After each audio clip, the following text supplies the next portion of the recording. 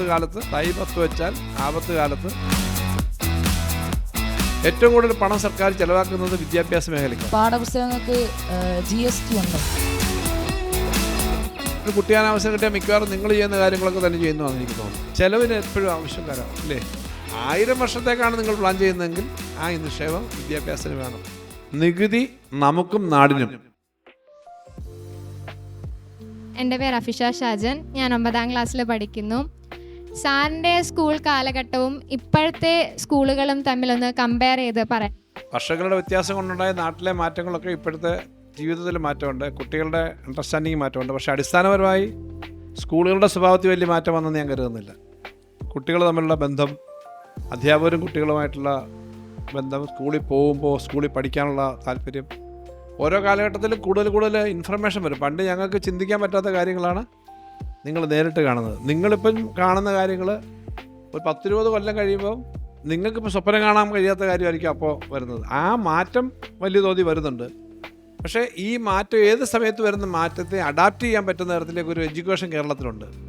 നിങ്ങൾ ശ്രദ്ധിച്ചിട്ടില്ലയോ, പ്രായമായ അമ്മമാരും അമ്മമ്മമാരും ഒക്കെ മൊബൈലെടുത്തിട്ട് ഇന്നാൾ ഞാനൊരു സ്ഥലത്ത് ചെന്നപ്പോൾ ഇന്ന് നല്ല മീൻ മത്തിയല്ല ഏതോ വറ്റ വരുന്നുണ്ടെന്നാണ് പറയുന്നത്. മീനിൻ്റെ ഇത് ഫോണിൽ കിടപ്പോൾ അത് വാട്സാപ്പിൽ വന്നിട്ടേ വായിക്കുക. ഞാൻ പറഞ്ഞത് പ്രാക്ടിക്കലി നമ്മുടെ ജീവിതത്തിൽ ടെക്നോളജിയും മാറ്റങ്ങളും വരുന്നതിന് അഡാപ്റ്റ് ചെയ്യാൻ എന്ന് പറയാം. അഡാപ്റ്റബിലിറ്റി ഒരു പ്രധാനപ്പെട്ട കാര്യമാണ്. അത് നമുക്ക് ചെയ്യാൻ പറ്റുന്നുണ്ട്.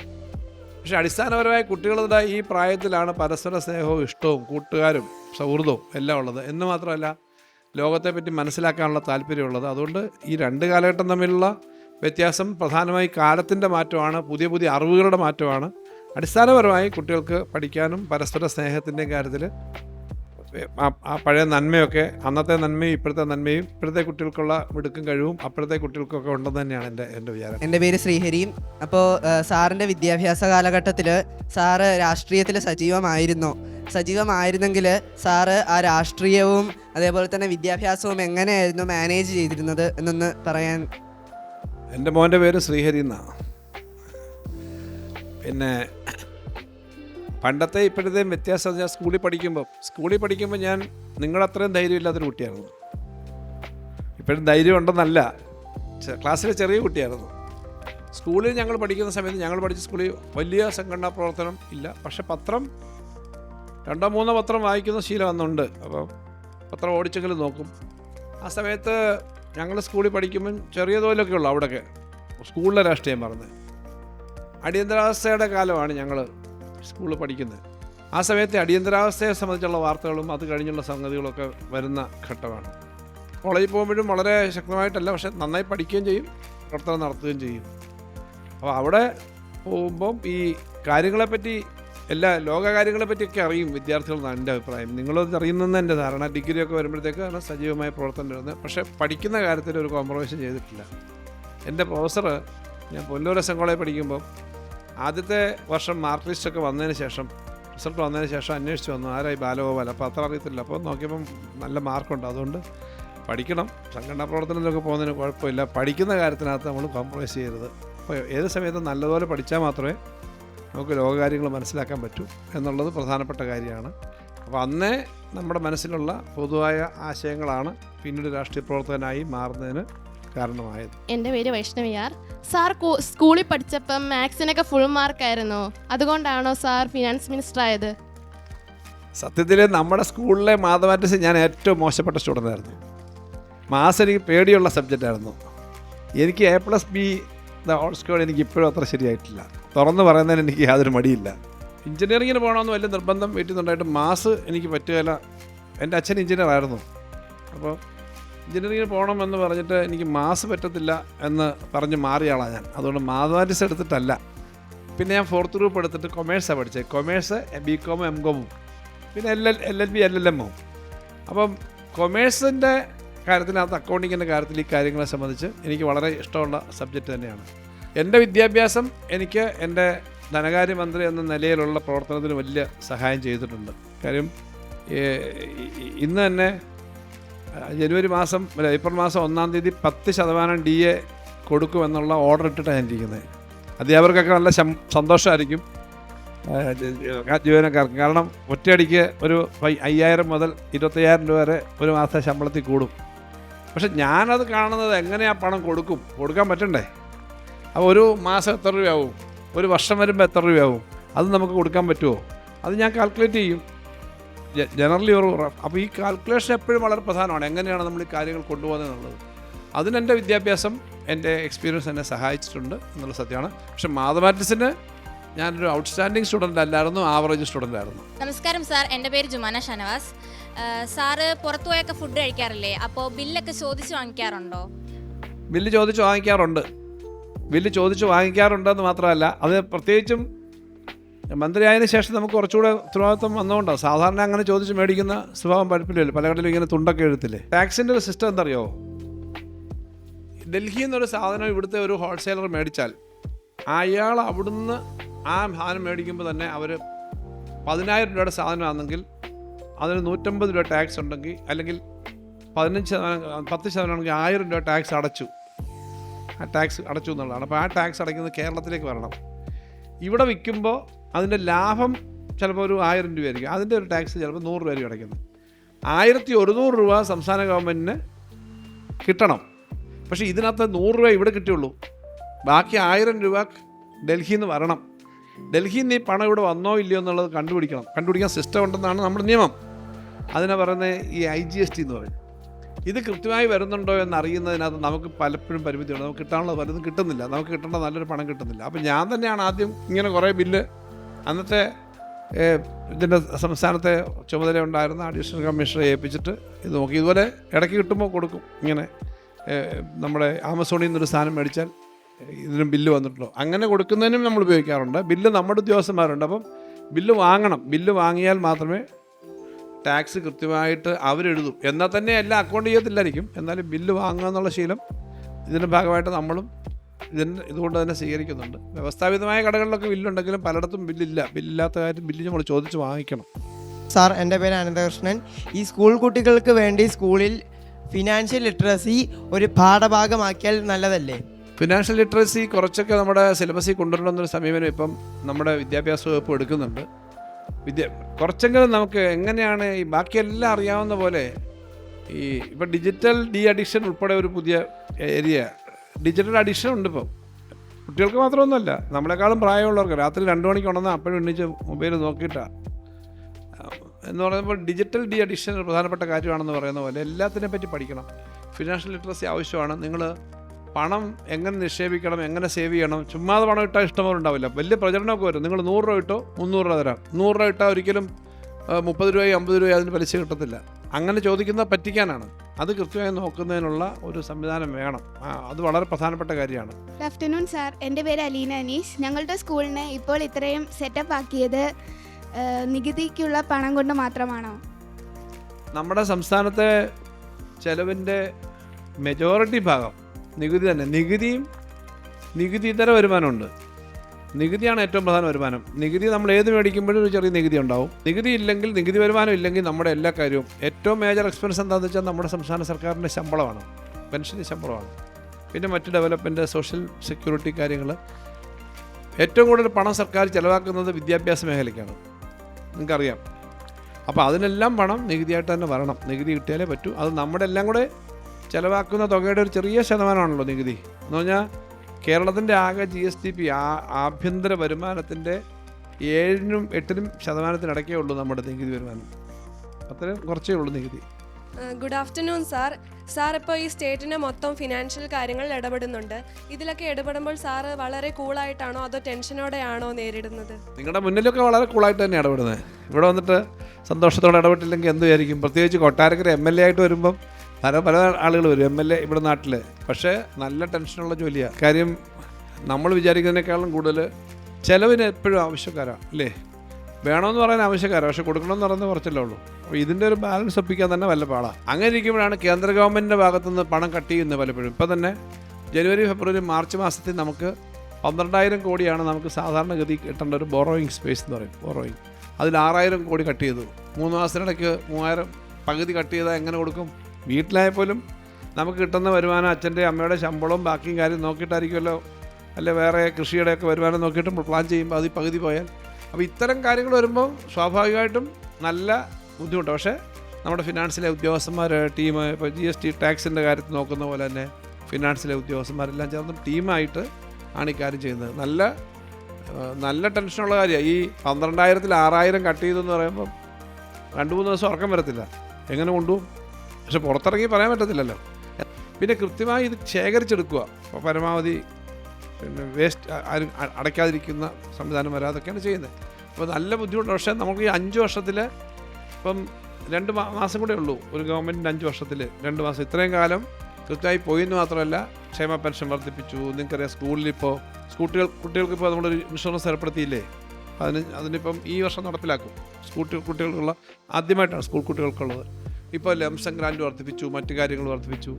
എല്ലാ മേഖലയും ക്ഷേമ പെൻഷൻ വർദ്ധിപ്പിച്ചത് നിങ്ങൾക്കറിയാം. നിങ്ങളുടെയൊക്കെ വീടുകളിൽ അതിൻ്റെ ക്ഷേമ പെൻഷൻ വർദ്ധിപ്പിച്ചു. സ്ത്രീ സുരക്ഷാ പദ്ധതി എന്ന് പറഞ്ഞിട്ട് 1,000 രൂപയായി. കണക്റ്റ് വർക്ക് എന്ന് പറഞ്ഞാൽ കുട്ടികൾക്ക് പഠിത്തം കഴിഞ്ഞാൽ ജോലിക്ക് വേണ്ടി തയ്യാറാൻ വേണ്ടി പണം വെച്ചു. ഇതെല്ലാം നമ്മൾ കൊടുക്കുന്നുണ്ട്.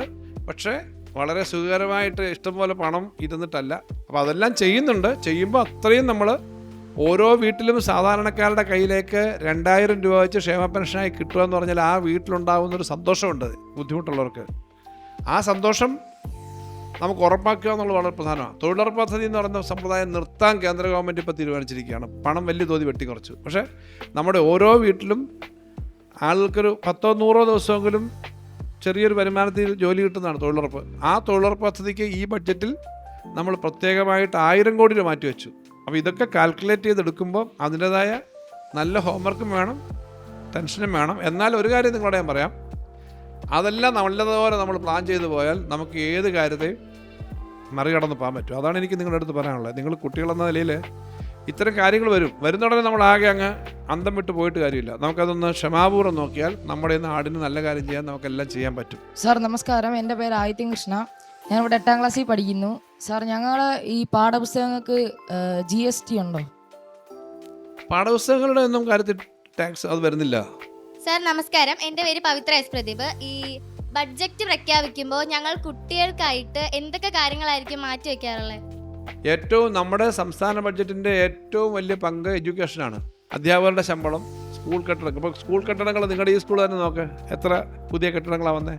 ഇപ്പോൾ VHSCയിലാണെങ്കിൽ 3D പ്രിൻറ്റിങ് ഉൾപ്പെടെയുള്ള സൗകര്യങ്ങളുണ്ട്. പണ്ട് സ്കൂൾ ക്ലാസ്സുകളിൽ നിങ്ങൾ എന്നോട് ആദ്യം ചോദിച്ചു പണ്ടത്തെ ക്ലാസ്സും ഇപ്പോഴത്തെ ക്ലാസ്സും എങ്ങനെ. പണ്ടത്തെ സ്കൂളുകളിൽ പലപ്പോഴും ഒരു ടെസ്റ്റ് ട്യൂബും സൗകര്യം പോലും കാണത്തില്ല. ഞാൻ അക്കാര്യത്തിലേക്ക് പോയില്ല. ഇപ്പോൾ എല്ലാ സ്കൂളിലും ഇഷ്ടംപോലെ സൗകര്യങ്ങൾ. 3D പ്രിൻറ്റിംഗ് ഒക്കെ ഉണ്ടാവുക ഒരു സ്കൂളിൽ നിന്ന് ചിന്തിക്കാൻ പറ്റുന്നതല്ല. ലാംഗ്വേജ് ലാബ്, ഇതൊക്കെയെന്ന് പറഞ്ഞാൽ നമ്മൾ പണ്ടില്ല, പുതിയ പുതിയ സാങ്കേതിക വിദ്യകളാണ്. കൊട്ടാരക്കരയാണ് കേരളത്തിലെ വിദ്യാഭ്യാസ കാര്യത്തിൽ ഒരു വിദ്യാഭ്യാസ ജില്ല എന്ന നിലയിൽ ഏറ്റവും കൂടുതൽ ഉയർന്ന റിസൾട്ട് കഴിഞ്ഞ പ്രാവശ്യം ഉണ്ടാക്കിയത്. 1ാം സ്ഥാനം കൊട്ടാരക്കരയ്ക്കാണ്, SLCക്കും +2നും. അപ്പം നല്ലതുപോലെ പഠിക്കുന്ന ആൾക്ക് നല്ല ജോലി കിട്ടാനുള്ള സാധ്യതയുള്ള ധാരാളം സ്ഥാപനങ്ങൾ അങ്ങനെ വരുന്നതിൻ്റെയൊക്കെ പശ്ചാത്തലമുണ്ട്. അപ്പം അതെല്ലാം ഈ എഡ്യൂക്കേഷന് വേണ്ടി നമ്മൾ കൊടുക്കുന്ന പ്രത്യേക കെയർ കൊണ്ടാണ്. 1000 വർഷത്തേക്കാണ് നിങ്ങൾ ഭാവി പ്ലാൻ ചെയ്യുന്നതെങ്കിൽ അതിന് പണം നിക്ഷേപിക്കേണ്ടത് എവിടെ? എഡ്യൂക്കേഷനിലാണെന്ന് പണ്ട് തന്നെ ആളുകൾ. 100 വർഷത്തേക്കാണ് നിങ്ങൾ പ്ലാൻ ചെയ്യുന്നതെങ്കിൽ നല്ലൊരു വൃക്ഷം വെച്ചാൽ മതി. നല്ലൊരു തേക്ക് 100 വർഷം കൊണ്ടാവും, വെട്ടിയെടുത്താൽ നല്ല വില കിട്ടും. 1000 വർഷത്തേക്കാണ് നിങ്ങൾ പ്ലാൻ ചെയ്യുന്നതെങ്കിൽ ആ നിക്ഷേപം വിദ്യാഭ്യാസത്തിന് വേണം. അതൊരു തലമുറയെ നാടിനെ മാറ്റിയുണ്ടാക്കും, പുരോഗതി ഉണ്ടാക്കും. എൻ്റെ പേര് ഹെയ്ഫ സിയാദ്. ഭാവിയിൽ ഒരു ഫിനാൻസ് മിനിസ്റ്റർ ആകണമെങ്കിൽ നമ്മൾ എന്തെല്ലാം കാര്യങ്ങൾ ശ്രദ്ധിക്കേണ്ടതൊക്കെ? ഭാവിയിലെ ഫിനാൻസ് മിനിസ്റ്റർ ആവണമെങ്കിൽ നല്ല ചിട്ടയോടുകൂടി കാര്യങ്ങൾ നോക്കുക. ഫിനാൻസ് മിനിസ്റ്റർ മാത്രമല്ല, ഫിനാൻസ് മിനിസ്റ്റർ പറഞ്ഞാൽ ഒരു ജോലിയാണ്, അല്ല ഒരു ഉത്തരവാദിത്വമാണ്. ഏത് ജോലിയായാലും, മന്ത്രിയല്ല, നമ്മൾ ഇവിടെ മുനിസിപ്പൽ ചെയർപേഴ്സൺ ഇരിപ്പുണ്ട്, തിരഞ്ഞെടുക്കപ്പെട്ട അത്ര സ്ഥാനങ്ങളുണ്ട്, അല്ലെങ്കിൽ അധ്യാപികയാവുന്നു, അല്ലെങ്കിൽ ഉദ്യോഗസ്ഥയാവുന്നു, ബിസിനസ്സുകാരാവുന്നു, എല്ലാത്തിലും നമുക്കൊരു കൃത്യമായിട്ടുള്ള ചിട്ടയും അത് മനസ്സിലാക്കി ചെയ്യണം. ഫിനാൻസ് മിനിസ്റ്ററുടെ കാര്യം പറഞ്ഞു കഴിഞ്ഞാൽ ഇത്രയേറെ ഡിമാൻഡ് വരുന്നൊരു ജോലിയില്ല. സാധാരണ ആൾ പറയും താങ്ക്ലെസ് ജോബാന്ന് പറയും. ഒക്കെ ആവശ്യം വരും, പക്ഷേ 100 ആവശ്യം വന്നാൽ നിങ്ങൾക്ക് 100 കൊടുക്കാൻ പറ്റില്ല. അപ്പോൾ നമ്മുടെ കയ്യിൽ ഉള്ളതനുസരിച്ചിട്ട് എല്ലാവരെയും കുറേശ്ശെ സാറ്റിസ്ഫൈ ചെയ്തിട്ടല്ലേ പോകാൻ പറ്റുള്ളൂ. അപ്പോൾ അങ്ങനൊരു പ്ലാനിങ് വേണം എന്നുള്ളത് പ്രധാനമാണ് ഏത് ജോലിയിലും. എൻ്റെ പേര് DR ശ്രീജിത്ത്. സാറിൻ്റെ വീട്ടിലെ ഫിനാൻഷ്യലായിട്ടുള്ള കാര്യങ്ങളൊക്കെ നോക്കുന്നത് ആരാ? സാറാണോ, വൈഫാണോ, അതോ മക്കളാണോ? ഫിനാൻഷ്യൽ കാര്യങ്ങളൊക്കെ നമുക്കധികം നോക്കേണ്ട കാര്യമില്ല, അവർ നോക്കുമെന്ന് വെച്ചോ. നിങ്ങളുടെ എല്ലാം വീടുകളിലൊക്കെ ചെയ്യുന്ന പോലെ തന്നെ. എൻ്റെ പേര് ആര്യനാർ നായർ. സാർ, ഞങ്ങളുടെ പഠനത്തിന് ശേഷം ഞങ്ങൾക്കൊരു ബിസിനസ് തുടങ്ങാൻ വേണ്ടിയിട്ട് സർക്കാരിൽ നിന്ന് സാമ്പത്തിക സഹായങ്ങൾ ലഭിക്കുമോ? ബിസിനസ് തുടങ്ങുന്നതിന് ഇപ്പം ധാരാളം സപ്പോർട്ടിംഗ് ആയ സ്കീമുണ്ട് കേരളത്തിൽ. സ്റ്റാർട്ടപ്പ് എന്ന് പറയുന്നൊരു സമ്പ്രദായം തന്നെ ഉണ്ടല്ലോ. ഇപ്പോൾ സ്റ്റുഡൻസിൻ്റെ തന്നെ പ്രോത്സാഹിപ്പിക്കുന്നുണ്ട് അതിനകത്ത്. സ്റ്റാർട്ടപ്പ് എന്നൊക്കെ പറഞ്ഞു കഴിഞ്ഞാൽ നമ്മൾ അതിനുള്ള മെൻറ്റർമാർ, നിങ്ങൾക്ക് എന്തൊക്കെ ചെയ്യാം, നിങ്ങളൊരു ആശയം തോന്നിക്കഴിഞ്ഞാൽ അതെല്ലാം ചിലപ്പോഴും കൺവെർട്ട് ചെയ്ത് ബിസിനസ് ആവണമെന്നില്ല. അതുകൊണ്ടാണ് നമ്മൾ KDISC ഈ ഇന്നൊവേഷൻ സ്ട്രാറ്റജിക് കൗൺസിലൊക്കെ ഉണ്ടല്ലോ, അതിനകത്ത് നിങ്ങളുടെ ആശയങ്ങൾ എടുത്തിട്ട് അതിൽ നിന്ന് യങ് ടാലൻസിനെ പ്രൊമോട്ട് ചെയ്യുന്നൊരു കാര്യം തന്നെ നമ്മുടെ കേരള ഗവൺമെൻറ്റിലുണ്ട്. പിന്നെ അങ്ങനെ സ്റ്റാർട്ടപ്പ് തുടങ്ങുന്ന ആൾക്ക് ഒരു വലിയ വ്യവസായ പാർക്കൊന്നും എടുക്കാൻ പറ്റത്തില്ല. വ്യവസായ പാർക്ക് വലിയ വാടകയ്ക്ക് എടുക്കാൻ പറ്റത്തില്ല. അപ്പോൾ അതിന് വാടക കുറഞ്ഞ സീറ്റുകൾ, ഇൻക്യുബേഷൻ ഫെസിലിറ്റി, മുട്ടയിട്ടൊന്ന് വിരിയുന്നതിന് വേണ്ടിയിട്ടുള്ളൊരു ഫെസിലിറ്റി വേണമല്ലോ, അതിന് ഇൻക്യുബേഷൻ ഫെസിലിറ്റി ഉണ്ട്. തുടങ്ങുന്നവർക്ക് ആദ്യഘട്ടങ്ങളിൽ ഒരു ഗ്യാരണ്ടി ഇല്ലാതെ പണം, ഈ ഫണ്ട് ഓഫ് ഫണ്ട്സ് എന്നൊക്കെ പറയുന്ന കാര്യമുണ്ട്, ഏഞ്ചൽ ഫണ്ടുണ്ട്. സർക്കാർ നല്ല പ്രൊജക്റ്റാണെന്ന് തോന്നുന്നു, അതിൻ്റെ വകുപ്പിലെ ടെക്നിക്കൽ ആളുകൾ നിങ്ങൾക്ക് ചെറിയ ഫണ്ട് തരും, സബ്സിഡി തരും നിങ്ങളിത് ചെയ്യാൻ. അത് കഴിഞ്ഞ് കഴിഞ്ഞാൽ ഒരു സ്ഥാപനം തുടങ്ങിക്കഴിഞ്ഞാൽ ആ സ്ഥാപനത്തിന് ഇപ്പം കേരള ഫൈനാൻഷ്യൽ കോർപ്പറേഷൻ ധനകാര്യ വകുപ്പിൻ്റെ നേരെ കീഴിലാണ്. അപ്പോൾ 5% പലിശയ്ക്ക് നമ്മൾ 2 കോടി രൂപ വരെ ഒരു ഗ്യാരണ്ടി, വലിയ ഗ്യാരണ്ടി ഇല്ലാതെ കൊടുക്കും. ഇതൊക്കെ നോക്കും നിങ്ങൾ പറയുന്ന ആശയങ്ങൾ നടക്കാനാണെന്ന്. ഇപ്പോൾ ഇന്നലെ ഇവിടെ ഒരു ആയുർവേദ റിസോർട്ട്, അതൊരു സ്റ്റാർട്ടപ്പാണ്, ഞാൻ പോയിരുന്നു. അവർക്ക് 5 കോടി രൂപ 2 കോടി രൂപ 5% പലിശയ്ക്കുള്ള സ്കീമിലാണ് കൊടുത്തത്. എന്ന് പറഞ്ഞാൽ ബാങ്കിൽ പോവുകയാണെങ്കിൽ 12% കൊടുക്കണം, 10%, 11% കൊടുക്കണം. അപ്പോൾ ഇങ്ങനെ കുറേ സ്കീമുണ്ട്. ധൈര്യമായിട്ട് 10ാം ക്ലാസ് കഴിയുമ്പോൾ, പ്രീ ഡിഗ്രി കഴിയുമ്പോൾ, അല്ലേ പിന്നെ +2 കഴിയുമ്പോൾ നിങ്ങൾ ഇത്തരം ആശയങ്ങളുമായിട്ട് പോകും, ധാരാളം സാധ്യതയുണ്ട്. എൻ്റെ പേര് കാശിനാഥ് BS. ഈ ചോക്ലേറ്റിനും ഐസ്ക്രീമിനൊക്കെ 5% GST ഇല്ലേ, അത് കുറയ്ക്കാൻ പറ്റുമോ? ഈ ഐസ്ക്രീം അധികം തിന്നുന്നത് പല്ലിന് കേടാണെന്നുള്ള ഒരു കാര്യം കൂടി ഞാൻ പറയുകയാണ്. നമ്മൾ ഈ ടാക്സ് വളരെ കുറവാണ് ഇപ്പോൾ ഫുഡ് ഐറ്റത്തിന്. നേരത്തെ 18% ഒക്കെ ആയിരുന്നു ഈ കാഡ്ബറീസ്, ചോക്ലേറ്റ്സൊക്കെ. അപ്പോൾ അതെല്ലാം കുറഞ്ഞിട്ടുണ്ട്. ചെറിയൊരു ടാക്സ് വേണമല്ലോ, അതേ ഉള്ളൂ ഈ വെക്കുന്നത്. ഫുഡ് ഐറ്റംസിന് എന്നാൽ ഒരു കാര്യം മനസ്സിലാക്കിക്കോളൂ, ചെറിയ ഹോട്ടലിലൊന്നും ഫുഡിന് ടാക്സ് ഇല്ല കേട്ടോ. ഒരു ഇത്ര രൂപയ്ക്ക് മേളിൽ വിൽപ്പനയുള്ളിടത്ത് ടാക്സ് ഉള്ളൂ. അപ്പം അതുകൊണ്ട് ചെറിയ ടാക്സാണ്, തീരെ എന്തെങ്കിലും ഒരു ടാക്സ് എന്നല്ലാതെ പിന്നെ വലിയ ടാക്സില്ല. ചില ഐറ്റംസിന് അതിനേക്കാളും കുറവുണ്ട്. ഇതൊക്കെ കുറച്ചുകൊണ്ട് വന്നത് ഇപ്പം ഈ 5%. നേരത്തെ 18% വരെ ഉണ്ടായിരുന്ന പലതും കുറച്ചുകൊണ്ട് വന്നതാണ്. എൻ്റെ പേര് ദേവനന്ദ S. ഉണ്ണിത്താൻ. ഞാൻ 9th പഠിക്കുന്നു. നമ്മുടെ സംസ്ഥാനത്ത് എല്ലാ സെക്ടറിലും വികസനം ആവശ്യമാണ്. അപ്പോൾ എല്ലാ സെക്ടറിലും ഒരുപോലെ വികസനം എത്തിക്കാൻ ഫണ്ട് വീതിച്ചു കൊടുക്കുന്ന രീതി എങ്ങനെയാണ്? എല്ലാ സെക്ടറിലും വികസനം ആവശ്യമാണ്, ഫണ്ട് ഒരുപോലെ വീതിക്കാന്നല്ല. ഇപ്പോൾ റോഡ് പണിയുന്നതിന് പണം കൂടുതലാവും. ഞാനിപ്പോൾ ഈ മണ്ഡലത്തിൽ തന്നെ നോക്കുവാണെങ്കിൽ ഇവിടുത്തെ റോഡുകൾക്ക് വലിയ തുക, എല്ലാ സ്ഥലത്തും റോഡുണ്ട്. പക്ഷെ കോളേജ് വേണം, ഫാക്ടറികൾ വേണം, ജോലി സാധ്യതയുള്ളത് വേണം. അപ്പോൾ അങ്ങനെ ഗവൺമെൻറ് അങ്ങനെ ഓരോ മേഖലയിലാണ് കാഴ്ചപ്പാട് വെക്കുന്നത്. ഹെൽത്തിനും എഡ്യൂക്കേഷനുമാണ് നമ്മൾ ഏറ്റവും കൂടുതൽ കൊടുക്കുന്നത്. അത് കൊടുക്കുന്നു. അതോടൊപ്പം തന്നെ പിന്നെ പുതിയ തരത്തിലുള്ള സ്ഥാപനങ്ങൾ വരാൻ കൊടുക്കും. അതിനെപ്പോഴും ഒരു പ്ലാനിംഗ് ബോർഡൊക്കെ ഉണ്ട്. നമുക്ക് സംസ്ഥാന ഗവൺമെൻറ്റിന് പ്ലാനിംഗ് ബോർഡൊക്കെ ഉണ്ട്. പ്ലാനിംഗ് ബോർഡ് ഒരു പൊതുവായ മാനദണ്ഡം വെച്ചിട്ടൊക്കെയാണ് നമ്മൾ ചെയ്യുക. അപ്പോൾ അതനുസരിച്ചിട്ടാണ് ചെയ്യുന്നത്. അപ്പം വേണ്ട പ്രയോറിറ്റിക്ക് കൂടുതൽ കൊടുക്കും. ഇപ്രാവശ്യം നമ്മൾ വിഴിഞ്ഞം തുറമുഖം വരുന്നതിന് വലിയ പ്രയോറിറ്റി കൊടുത്തു. സെൻട്രൽ ഗവൺമെൻറ്റിൽ നിന്ന് പണം കിട്ടുമെന്ന് വിചാരിച്ചാലും കിട്ടിയിരുന്നില്ല. 8,000 കോടി ചിലവുള്ളതിനകത്ത് 6,000-അടുത്ത് കോടി ചിലവാക്കിയത് സംസ്ഥാന ഗവൺമെൻറ്റാണ്. അത് വന്നില്ലെങ്കിൽ ഇനി വരുന്ന ഡെവലപ്മെൻ്റ് ഒന്നും വരില്ല. ഇനി വലിയ ഡെവലപ്മെൻറ്റ് വരാനുള്ള അത്ര അടിസ്ഥാന കാര്യങ്ങൾ വേണം. അപ്പോൾ അങ്ങനത്തെ പ്രയോറിറ്റി വെച്ച് തന്നെയാണ് എപ്പോഴും കൊടുക്കുന്നത്. പക്ഷേ ഏറ്റവും വലിയ പ്രയോറിറ്റി ഏറ്റവും സാധാരണക്കാരുടെ ജീവിതമാണ്. തൊഴിലാളികളുടെ തൊഴിൽ, ക്ഷേമ പദ്ധതി, ആശുപത്രി, വിദ്യാഭ്യാസം. അതിനൊപ്പം കൂടുതൽ സമൂഹം മുന്നോട്ട് പോകണമെങ്കിൽ പുതിയ തൊഴിലവസരം വേണം, വിദ്യാഭ്യാസം വേണം. അതിനുള്ള പ്രയോറിറ്റി. ഇങ്ങനെയാണ് നമ്മുടെ പ്രയോറിറ്റി കാണിക്കുന്നത്. സാർ, എൻ്റെ പേര് ഗൗതം. സാർ ഒരു കുട്ടിയായ എന്തൊക്കെ ചെയ്യും? ഒരു ദിവസം ഒരു കുട്ടിയാവാൻ അവസരം കിട്ടിയാൽ? ഞാനൊരു കുട്ടിയാൻ അവസരം കിട്ടിയാൽ മിക്കവാറും നിങ്ങൾ ചെയ്യുന്ന കാര്യങ്ങളൊക്കെ തന്നെ ചെയ്യുന്നതാണ് എനിക്ക് തോന്നുന്നത്. കാരണം കുട്ടിയാണല്ലോ. അപ്പോൾ എൻ്റെ ഈ എക്സ്പീരിയൻസ് വെച്ചിട്ടല്ലല്ലോ. എന്നാലും ഇനി ഈ എക്സ്പീരിയൻസ് വെച്ചാണെങ്കിൽ ഇതൂടെ നോക്കിയിട്ട് അതനുസരിച്ച് വരും. പക്ഷേ എപ്പോഴും കുട്ടിയാവുമ്പോൾ നിങ്ങളുടെ മനസ്സിലുള്ള ആ പോസിറ്റീവ് എനർജി, അത് സ്പോർട്സ് ആയിക്കോട്ടെ, ആർട്സ് ആയിക്കോട്ടെ, പഠിക്കുക, നാടിന് എല്ലാവരോടും സ്നേഹം ഉണ്ടാവുന്ന തരത്തിലേക്ക്, നാടിന് നന്മയുണ്ടാവുന്ന, നിങ്ങളുടെ എല്ലാം മനസ്സിൽ പൊതുവിൽ അതാണ്, നാടിന് നന്മയുണ്ടാവുന്ന ചിന്തകളാണ് കുട്ടികളുടെ മനസ്സിലുണ്ടാവുക. മറ്റുള്ളവർക്ക് വേണ്ടി കൂടിയാണ് നമ്മൾ ജീവിക്കുന്നത്.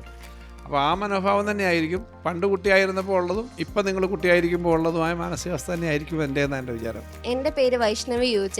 എന്തിനാണ് ജനങ്ങളിൽ നിന്നും നികുതി പിരിച്ചെടുക്കുന്നത്? സർക്കാർ പിരിച്ചെടുക്കുന്ന ഈ നികുതി ഉപയോഗിച്ച് എന്താണ് ചെയ്യുന്നത്? ഈ നികുതി, നമ്മുടെ നികുതി വകുപ്പിൻ്റെ ഒരു പരസ്യവാചകമുണ്ട്. ഇപ്പോൾ നികുതി നമുക്കും നാടിനും. നികുതി ഉള്ളത് കൊടുക്കുന്നതുകൊണ്ടല്ലയോ നിങ്ങൾക്ക് ഈ സ്കൂള് പ്രവർത്തിക്കുന്ന, ഇവിടെ സ്കൂളിൻ്റെ ബിൽഡിംഗ് പണിയാൻ പറ്റുന്നത്, അധ്യാപകർക്ക് ശമ്പളം കൊടുക്കാൻ പറ്റുന്നത്, നിങ്ങൾ വരുന്ന ബസ്സിന് KSRTC ആയാലും അല്ലെങ്കിൽ അത് പറ്റുന്ന റോഡ് പണിയാൻ പറ്റുന്നതൊക്കെ. നമ്മുടെ കേരളത്തിലാണെങ്കിൽ യൂണിഫോമിനുൾപ്പെടെ നമ്മൾ 2 ജോഡി യൂണിഫോം കൊടുക്കുന്നുണ്ട്. ഇവിടെയും കിട്ടുന്നുണ്ടല്ലോ കുട്ടികൾക്ക്. ആ യൂണിഫോം കൊടുക്കുന്നത് വെറുതെ കുട്ടികൾക്ക് യൂണിഫോം കൊടുക്കുന്നത് മാത്രമല്ല, യൂണിഫോം ഉണ്ടാക്കുന്നവരാ? കൈത്തറി യൂണിഫോം നെയ്ത്ത് തൊഴിലാളികളല്ലേ? ഈ നെയ്ത്ത് തൊഴിലാളികൾക്ക് ജോലി കിട്ടുന്നതിന് കൂടി ഈ യൂണിഫോമിന് നമ്മൾ മേടിക്കുമ്പം നെയ്ത്ത് തൊഴിലാളികൾക്ക് ജോലി കിട്ടും. അപ്പോൾ അങ്ങനെ ഈ ടാക്സിൻ്റെ ഉപയോഗിച്ചിട്ട് സ്കൂളിൻ്റെ നടത്തിപ്പായാലും വിദ്യാഭ്യാസത്തിൻ്റെ നടത്തിപ്പായാലും നമ്മുടെ സമൂഹത്തിന് മുന്നോട്ട് പോക്കായാലും എല്ലാ കാര്യങ്ങളും, നമ്മുടെ ലോ ആൻഡ് ഓർഡർ സിറ്റുവേഷൻ മുതൽ ഇങ്ങോട്ട് എല്ലാ കാര്യങ്ങൾക്കും പണം വേണം. പണമില്ലെങ്കിൽ അത് അഡ്മിനിസ്ട്രേഷൻ ഉണ്ടാവില്ല. അഡ്മിനിസ്ട്രേഷൻ ഉണ്ടാവില്ലെങ്കിൽ ഒരു അരാജകത്വ സ്ഥിതിയായിരിക്കും. ആശുപത്രി ആരുണ്ടാക്കും? സ്കൂൾ ആരുണ്ടാക്കും? സിസ്റ്റം ഉണ്ടാവും. അതുകൊണ്ടാണ് അഡ്മിനിസ്ട്രേഷൻ എന്ന് പറയുന്ന സംവിധാനം. അത് പരമാവധി ആളുകൾക്ക് ബെനിഫിറ്റ് ഉണ്ടാക്കുന്ന തരത്തിലേക്കായിരിക്കണം നികുതി. ആ നികുതി തന്നെ, നികുതി കൊടുക്കുന്നതിൻ്റെ പേരിൽ അനാവശ്യമായിട്ട് ആളുകൾ ബുദ്ധിമുട്ടിക്കാൻ പാടില്ല. ന്യായമായിട്ടാണ് നികുതി പിരിക്കേണ്ടത്. വളരെ പ്രശസ്തമായ അർത്ഥശാസ്ത്രം എഴുതിയിട്ടുള്ള ചാണക്യൻ, കൗടില്യം, നിങ്ങൾ കഥകൾ കേട്ടിട്ടുണ്ടാവും. എന്നാണ് 2000, 2500, 3000 വർഷം മുമ്പത്തെ പുസ്തകമാണ്. അതിനകത്ത് അദ്ദേഹം നികുതി എങ്ങനെയാണ് പിരിക്കേണ്ടതെന്ന് പറഞ്ഞിട്ടുണ്ട്. പൂവുകളിൽ പോയി തേൻ കുടിക്കുന്ന പൂമ്പാറ്റയും പിന്നെ മറ്റ് തേനീച്ചയൊക്കെ ഇല്ലേ, അത് പൂവിൽ പോയിട്ട് തേൻ കുടിക്കുമ്പം പൂവിനറിയത്തില്ല ഇത് വന്നിരിക്കും, വളരെ സോഫ്റ്റായിട്ടാണ്, പക്ഷേ തേൻ എടുക്കും. അതുപോലെ ആളുകളുടെ കയ്യിൽ നിന്ന് അവർക്ക് വലിയ ബുദ്ധിമുട്ടുണ്ടാവാതെ എന്നാൽ ന്യായമായി കൊടുക്കേണ്ട തരത്തിലേക്ക് നികുതി മേടിക്കുന്നതാണ് രാജാക്കന്മാരുടെ കാലത്തെ ആണിത് രാജാക്കന്മാർ ചെയ്യേണ്ടത് എന്ന നികുതിയെ പറ്റിയുള്ളൊരു ഡെഫിനിഷനാണ്. നികുതി നമുക്ക് വേണ്ടിയിട്ട്, നാടിന് വേണ്ടിയിട്ടാണ്, നമുക്ക് വേണ്ടിയിട്ടാണ്. അപ്പോൾ നികുതി അങ്ങനെ നന്നായിട്ടുണ്ടാവണം, സിസ്റ്റം കൃത്യമാവണം. എൻ്റെ പേര് ഇസത്ത് ഫർസാന. നമ്മൾ GST ഡിപ്പാർട്ട്മെൻറ്റിന് അടയ്ക്കുന്ന ടാക്സ് അവർ കൃത്യമായി സർക്കാരിന് നൽകുന്നുണ്ടോ എന്ന് നമുക്ക് എങ്ങനെയാണ് അറിയാൻ കഴിയുന്നത്? അപ്രകാരം ഒരു ചെയ്തില്ലെങ്കിൽ നമുക്ക് എന്ത് ചെയ്യാൻ കഴിയും? ഈ നികുതി വെട്ടിപ്പ് റെയ്ഡ് എന്നൊക്കെ പറയുന്ന ചില സംഭവങ്ങൾ വരത്തില്ലേ, അത് ഇത്തരം കാര്യങ്ങളാണ്. നിങ്ങളുടെ കയ്യിൽ നിന്ന് നികുതി മേടിച്ചു കഴിഞ്ഞാൽ ഒരു കച്ചവടക്കാരന്, ഒരു വലിയ വ്യവസായിക്ക്, അല്ലെങ്കിൽ അവർക്കത് അവരുടെ കൈ വെക്കാൻ അവകാശമില്ല. കാരണം നികുതി എന്ന് പറയുന്നത് ലാഭമല്ല. നികുതി എന്ന് പറയുന്നത്, ഞാൻ 100 രൂപയ്ക്ക് ഒരു സാധനം വിൽക്കുമ്പം അതിൻ്റെ കൂടെ 10 രൂപ നികുതിയായിട്ട് മേടിക്കുന്നെങ്കിൽ അത് സർക്കാരിന് അടയ്ക്കേണ്ട നികുതിയാണ്. ആ നികുതി ഞാൻ നേരത്തെ പറഞ്ഞു കേന്ദ്രത്തിനും അല്ലെ മറ്റൊരു സ്റ്റേറ്റിലും ഇവിടെ എല്ലാം കൊടുക്കേണ്ടതാണ്. ആ നികുതി മേടിച്ച് വെച്ചിരിക്കുന്നൊരു കച്ചവടക്കാരൻ ആ 10 രൂപ അടയ്ക്കാതിരിക്കുന്നത്, അങ്ങനെ 10 രൂപ എന്ന് പറഞ്ഞാൽ 10,000 പേരുടെ നിന്ന് മേടിക്കും, എത്രയാവും? ആ നികുതി അടയ്ക്കാതിരിക്കുന്നത് തെറ്റാണ്. അതുകൊണ്ടാണ് നികുതി പരിശോധന നടത്തുന്നത്. ഈ നികുതി മേടിക്കുന്നത് കൃത്യമായിട്ട് അടയ്ക്കണം. ഈ വണ്ടി വരുന്നതിനകത്ത് അവിടുന്ന് 10 ലക്ഷം രൂപയുടെ സാധനം കയറ്റി എന്ന് പറഞ്ഞിട്ടായിരിക്കും ചിലപ്പോൾ ഈ ബില്ലെടുക്കുന്നത്. ഈ വണ്ടിക്കകത്ത് ചിലപ്പോൾ 20 ലക്ഷം രൂപയുടെ സാധനം കാണും. അപ്പോൾ ഇടയ്ക്ക് വഴി ചെക്ക് ചെയ്യും.